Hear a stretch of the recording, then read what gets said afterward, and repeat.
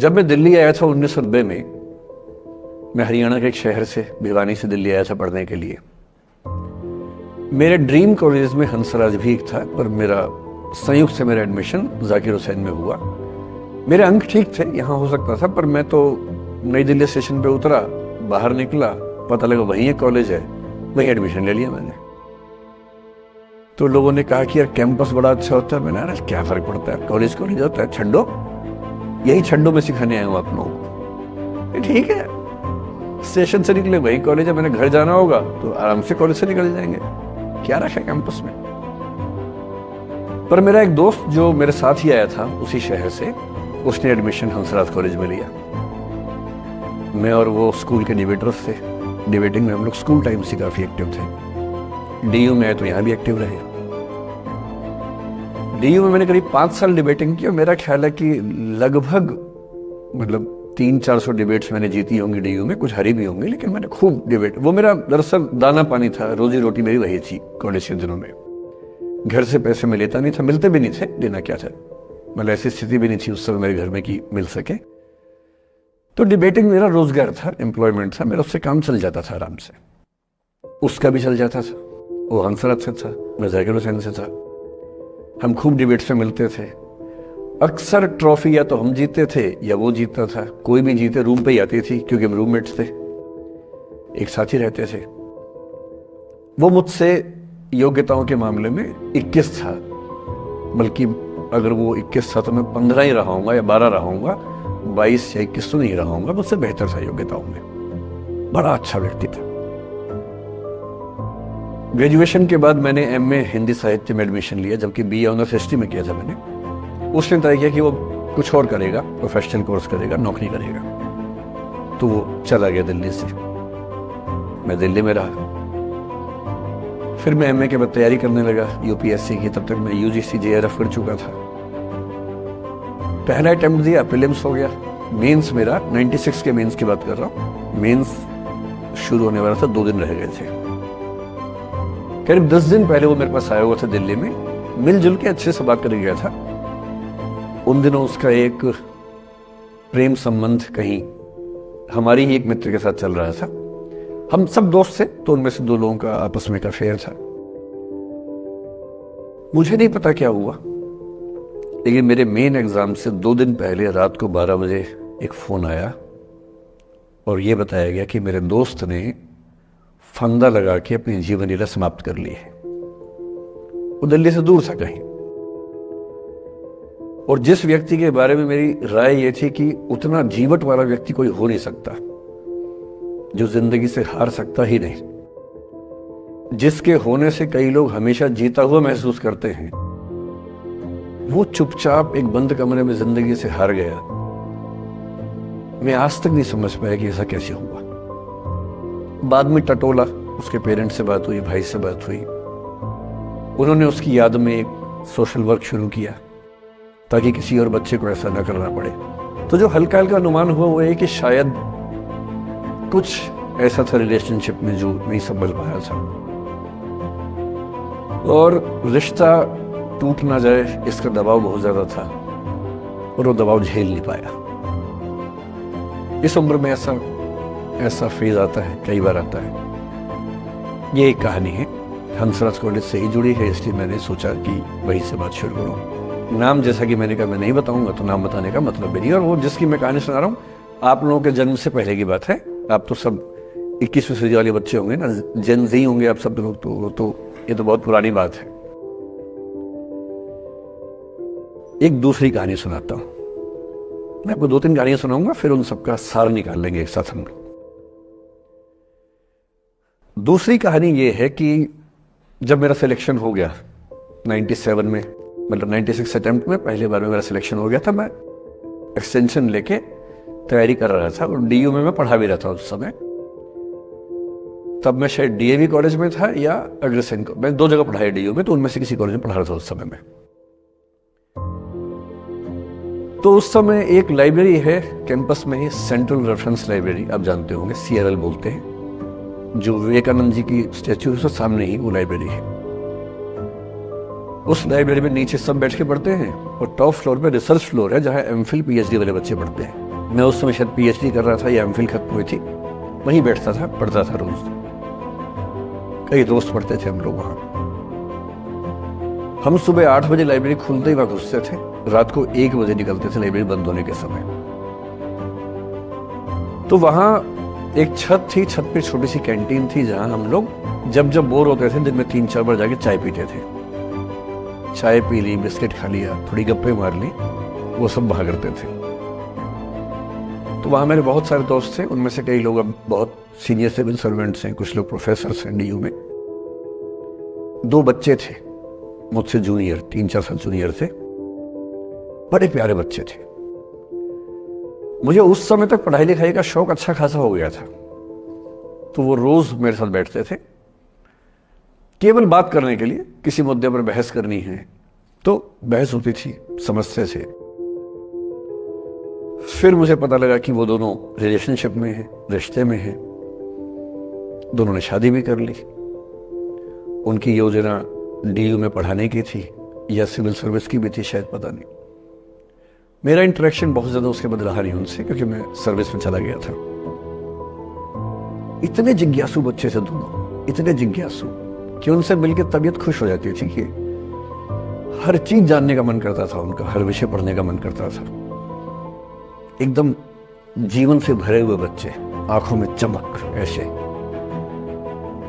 फिर दोनों की शादी हुई तो मैं शादी में जा नहीं पाया, क्योंकि मेरा रिश्ता सिर्फ लाइब्रेरी में 1 घंटा गप मारने वाला था, उससे ज्यादा था नहीं रिश्ता उनके साथ।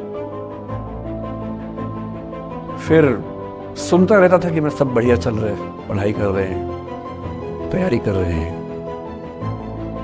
इंटरकास्ट मैरिज की उन लोगों ने, खूब हंगामा हुआ, दोनों घर में तलवारें खींच गई। किसी तरह से तलवारें संभाली गई, मैनेज हुआ, दोनों साथ रहने लगे। और फिर 3-4 साल के बाद एक दिन मैंने खबर सुनी कि उस बच्ची ने फंदा लगा के जीवन लीला समाप्त कर ली। ये बात भी दिल्ली विश्वविद्यालय की। ये उस दौर के सब लोग इस कहानी को जानते हैं। मेरे ख्याल से दोनों कहानी आपकी प्रिंसिपल मैडम जानती होंगी। नहीं ध्यान कर पाएंगे तो मैं उनको जैसे नाम बोलूंगा अकेले में, वो तुरंत समझ जाएंगे मैं किसकी बात कर रहा हूं। मैं आज तक नहीं समझ पाया कि ऐसा क्या हुआ होगा। तो बाद में अनुमान जो हुआ वो ये, इंटरकास्ट मैरिज, परिवार का दबाव, समाज का दबाव, आपस के दबाव, टॉक्सिक रिलेशनशिप, अंत में उस दबाव को न झेल पाना और जीवन समाप्त कर देना, ये हुआ। ये 2 घटनाएं हैं। एक तीसरी घटना यह है कि दिल्ली में आज से 25 साल पहले एक घटना घटी। आप लोग तो बस पैदा हुए होंगे, घुटनों में चल रहे होंगे, या उससे 5-7 साल पहले की बात रही होगी। ये घटना दिल्ली के सब सीनियर लोग जानते हैं। जिनकी उम्र 35-40 साल है वो सब जानते हैं इस घटना को। मोबाइल फोन में वीडियो नया नया आया था उस समय। अब तो आपके हर फोन में वीडियो है, अब तो सामने भी है, ताकि आप वैसा वाला मुंह बना के सेल्फी खिंचवा सके। पाउट बोलते हैं ना, मैं उसको देसी भाषा में सूअर जैसा मुंह बोलता हूं, और वैसा ही बनता भी है। क्यूट क्यूट सा सूअर जैसा मुंह बना के लोग सेल्फी खिंचवाते हैं, उसको बोलते हैं पाउट। तब तो कैमरा फोन में पहली बार आया था, तब लोग अभ्यस्त नहीं थे। अब जैसे आप लोग कितने अभ्यस्त होंगे, हम भी होने लग गए। अब हम किसी से बात करते हैं तो हम ये एज्यूम करके चलते हैं कि उसने फोन में कुछ ना कुछ ऑन कर रखा होगा, या तो आवाज रिकॉर्ड करेगा या वीडियो बनाएगा। तुम कितने केयरफुल होकर बोलते हैं, कितने कॉन्शियस रहते हैं। और सर्विलांस सोसाइटी की सबसे बुरी बात यह है कि हम हमेशा चौकन्ने रहते हैं, हम सहज हो ही नहीं पाते। सहज रूप से 2 लोग बात कर लें, हो ही नहीं पाता। तो मैं तो अपने ऑफिस में कई बार ऐसा करता हूं, जब हम 3-4 लोग बैठते हैं इनफॉर्मल बातचीत के लिए, हम सब अपना अपना फोन कमरे के बाहर छोड़ के आ जाते हैं। फिर 2 घंटे बात करते हैं, इस भय से मुक्त होके कि कहीं कोई रिकॉर्ड तो नहीं कर रहा। ये हालत है आज की। उस जमाने में तो फोन थे। मोबाइल फोन आया था भारत में लगभग 1995 के आसपास पहली बार। बड़ा महंगा था, 16 रुपए प्रति मिनट इनकमिंग, 16 रुपए प्रति मिनट आउटगोइंग, ये रेट से उस समय। और फोन वो थे जिनसे आप कील भी ठोक सकते हैं, वैसे वाले फोन थे, बटन वाले फोन थे। नोकिया एक कंपनी थी, उसके फोन हुआ करते थे। उसके 4-5 साल के बाद क्या हुआ, पहली बार किसी कंपनी ने फोन में कैमरा लगा दिया। ये बात उस समय के लोग नहीं समझते थे। जब भी नई तकनीक आती है उसको समझने में टाइम लगता है। जो पहले समझते हैं फायदा उठा लेते हैं, जो थोड़ा लेट समझते हैं वो उसका नुकसान उठाते हैं। उस समय दिल्ली के एक प्रसिद्ध स्कूल में 11वीं-12वीं क्लास के 2 बच्चों में आपस में कोई रिलेशनशिप रही होगी। वो दोनों किसी ऐसी सिचुएशन में थे जो सिचुएशन बहुत ही प्राइवेट किस्म की थी, बहुत निजी किस्म की थी, जिसको पब्लिक नहीं कर सकते। कुछ फिजिकल रिलेशनशिप जैसा मामला था। उस दुष्ट लड़के ने लड़कों के इतिहास को कलंकित, लड़कों का इतिहास वैसे भी कलंकित ज्यादा है, उसे और कलंकित करते हुए उस पूरे सिचुएशन का वीडियो बना लिया। ऐसे मामलों में दुर्भाग्य है, मैं लड़का हूं इसलिए लड़के पवित्र थोड़ा ना हो जाएंगे। लड़के है, इतिहास कलंकित तो है, उसका वीडियो बना लिया और दुष्टता का चरम स्तर निभाते हुए वो वीडियो अपने एक दोस्त को शेयर कर दिया। ये कहे कि किसी और को दिखाना मत। जैसा कि होता है अफवाहों की दुनिया में, हर अफवाह एक व्यक्ति एक को ही बताता है, ये कह के किसी और को मत बताना, और अगला व्यक्ति भी अगले को यही कह के बोलता है किसी और को मत बताना। और इस तरह से पूरे शहर को खबर होती है और सबको लगता है कि सिर्फ मुझे पता है। वो वीडियो फैल गया। नए नए फोन आए थे, पर वो फोन कम लोगों के पास थे, कैमरे वाले फोन। तो फोन से कितना फैलता, ज्यादा नहीं फैला।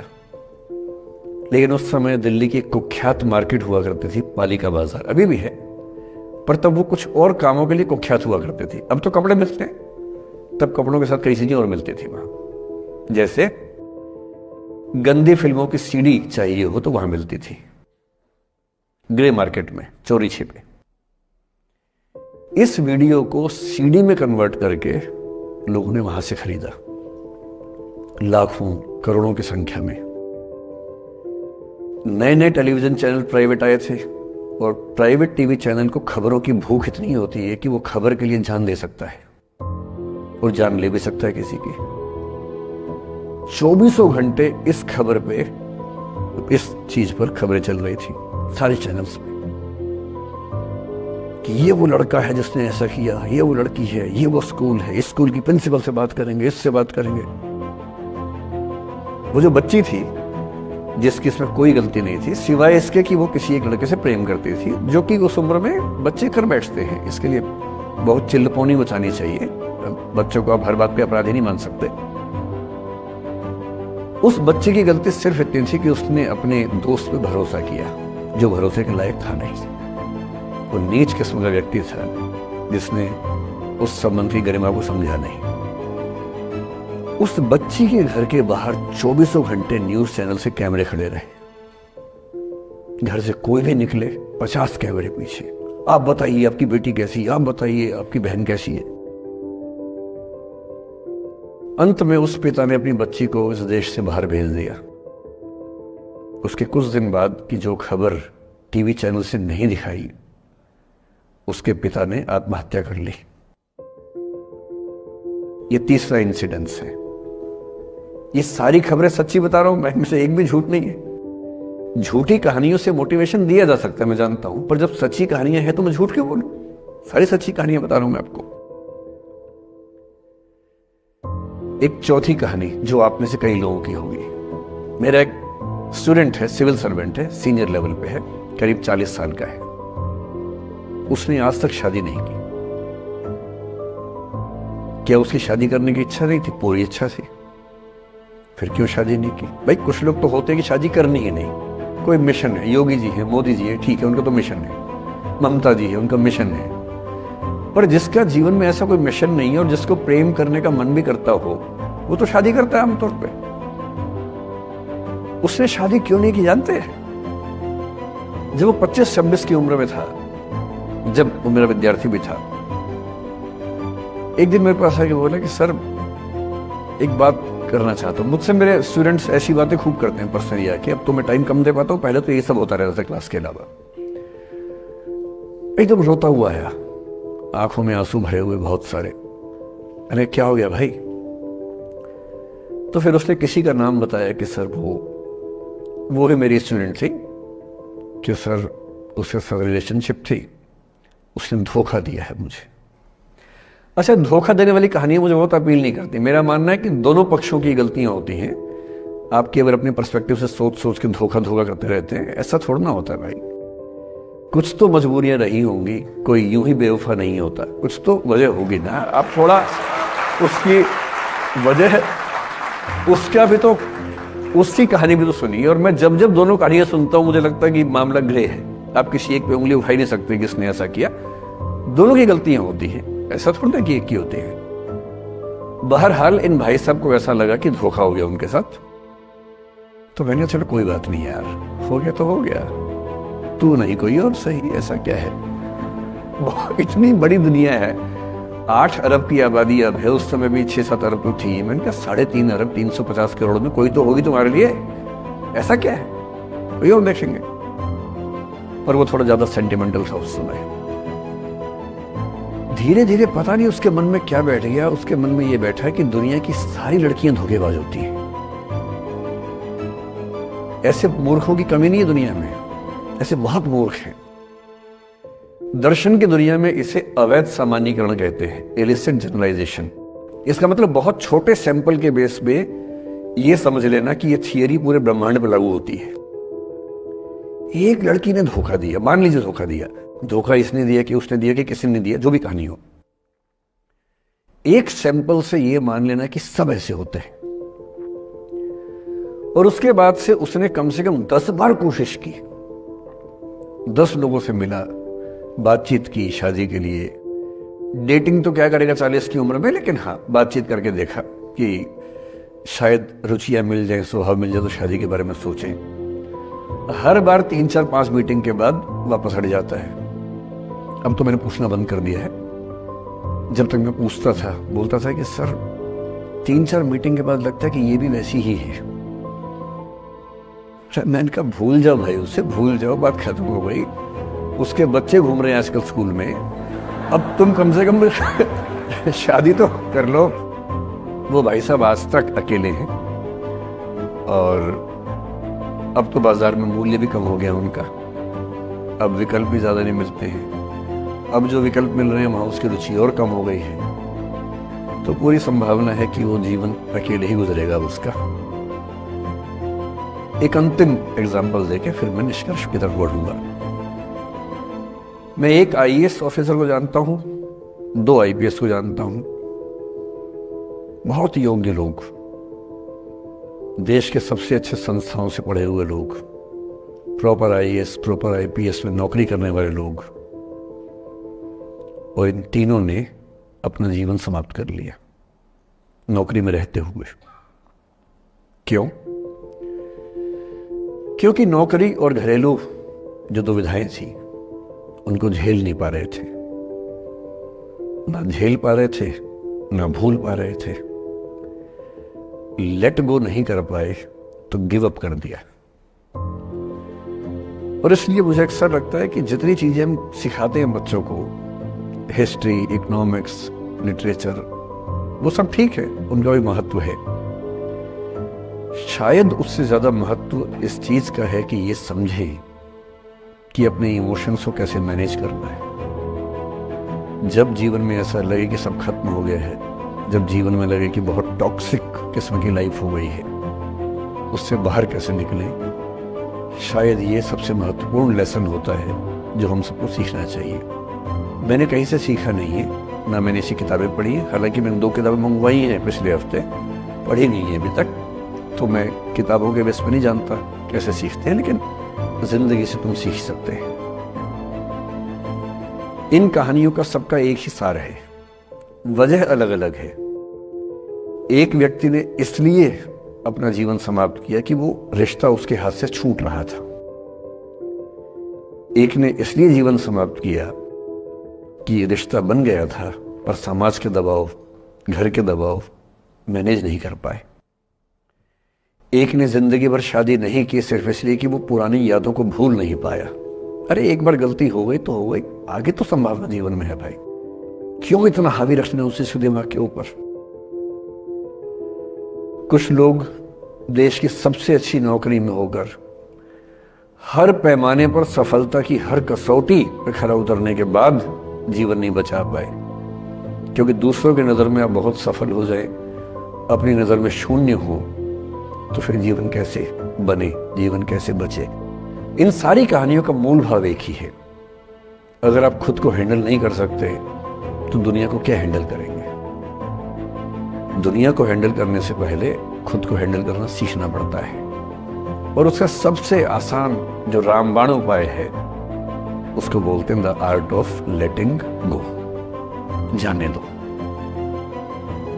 वो अफसाना जिसे अंजाम तक लाना न हो मुमकिन, उसे